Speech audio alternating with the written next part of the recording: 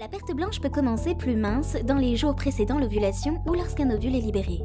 Certaines femmes considèrent les pertes blanches comme une indication naturelle de la fertilité. Si vous essayez de tomber enceinte, voir ces pertes blanches épaisses peut vous indiquer qu'il est temps d'avoir des rapports sexuels. Les pertes vaginales sont utilisées pour aider à garder vos tissus vaginaux humides et lubrifiés. Il est influencé par vos hormones de reproduction, c'est pourquoi il change tout au long du cycle menstruel et pendant la grossesse. De même, les pertes vaginales sont également la façon dont votre corps maintient l'équilibre du pH de votre vagin. Le plus important est que tant que la perte blanche n'est pas accompagnée de mauvaises odeurs et que vous ne ressentez aucun autre symptôme, ce type de décharge est tout à fait normal et sain. En fait, la plupart des femmes produisent environ 1 cuillère à café de sécrétion chaque jour. Alors aujourd'hui, il sera question de vous parler des pertes blanches et pertes vaginales en examinant leurs causes dans cette vidéo. Quelles sont les causes des pertes vaginales et pertes blanches ? Vous remarquez des pertes blanches sur vos sous-vêtements et vous ne savez pas la raison pour laquelle vous les sécrétez ? Ne vous inquiétez pas, nous vous donnerons toutes les informations relatives à ces sécrétions blanches. Notez aussi que ces sécrétions peuvent être normales comme anormales. Mais avant d'aller plus loin, nous avons un cadeau pour vous à retrouver en description de cette vidéo. Il s'agit de la marque Baron Beauty qui propose des produits 100% naturels qui permet de prendre soin de son intimité, nettoyer, resserrer et raffermir le vagin. Cause normale des sécrétions vaginales. Au cours des premiers jours de votre cycle menstruel, vous pouvez voir l'apparition des pertes vaginales fines et laiteuses. Certaines personnes arrivent même à décrire cette décharge comme étant une consistance de blanc d'œuf. Les pertes vaginales normales sont une fonction corporelle saine. C'est grâce à ces pertes que votre corps nettoie et protège le vagin. Cause numéro 1. Un signe de préparation à l'ovulation. Cette perte blanche plus fine est un signe que vous vous préparez à l'ovulation. C'est tout à fait normal. En raison que vous vous rapprochez de vos règles, les pertes peuvent devenir plus épaisses et plus opaques que d'habitude. Cause numéro 2. Un signe de grossesse. Cette perte blanche laiteuse peut également être un signe qui atteste que vous êtes enceinte. Pendant les premières semaines de grossesse, certaines femmes ont tendance à sécréter un léger écoulement blanc laiteux. Cette perte résulte des changements hormonaux qui préparent le corps aux 9 mois de grossesse. Cause numéro 3. Les pertes vous protègent contre les microbes. La perte peut aider à éliminer les bactéries, les germes et la saleté. Il aide également à former un bouchon muqueux dans le col de l'utérus. Cela permet de maintenir le col de l'utérus en bonne santé et empêche la propagation des bactéries dans l'utérus pendant la grossesse. Tant que l'écoulement blanc laiteux n'a pas d'odeur, c'est probablement un signe de santé vaginale typique. Cependant, si la couleur de la perte développe un teint blanc-gris et une forte odeur de poisson, la décharge peut être le signe d'une infection. Cause anormale de perte vaginale. Contrairement aux causes normales, les pertes vaginales anormales sont généralement causées par une infection. Cause numéro 4. Vaginose bactérienne. La vaginose bactérienne est en effet une infection bactérienne qui est très fréquente de nos jours. Il provoque une augmentation des pertes vaginales qui ont une odeur forte, nauséabonde et parfois de poisson, bien qu'elles ne produisent aucun symptôme dans certains cas. Les femmes qui ont des rapports sexuels par voie orale ou qui entretiennent des relations sexuelles avec des partenaires sexuels différents ont un grand risque de contracter cette infection. Cause numéro 5. Trichomonase.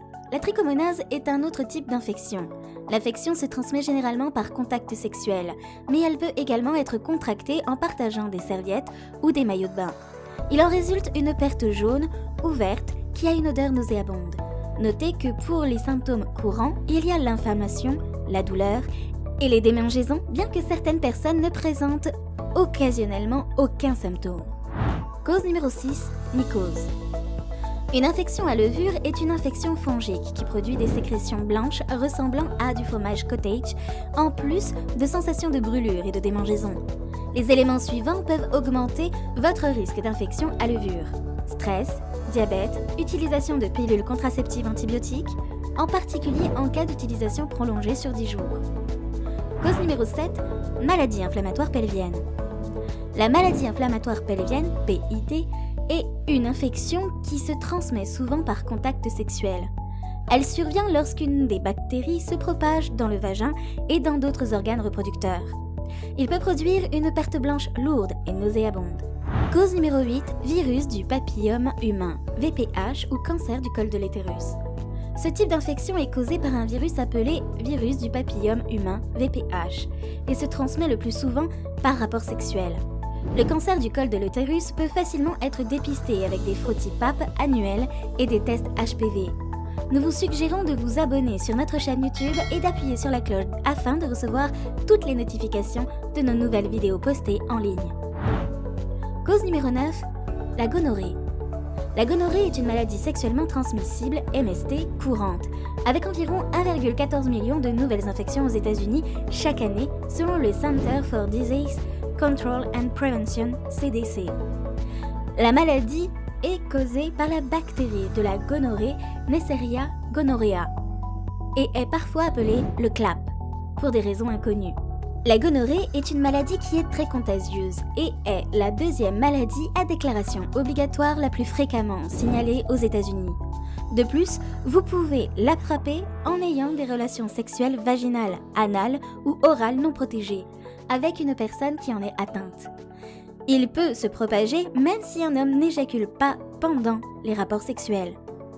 N'oubliez pas également de vous abonner sur cette chaîne YouTube afin de faire partie des premiers informés de la publication de nos nouvelles vidéos en ligne.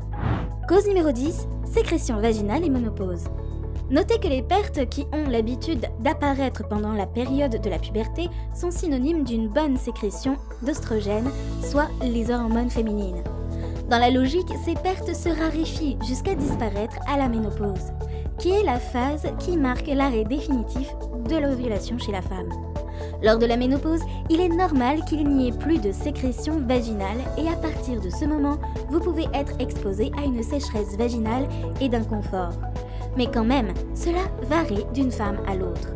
Les sécrétions sont par moments peu abondantes et ocres. Cela est synonyme d'une infection appelée atrophie vaginale.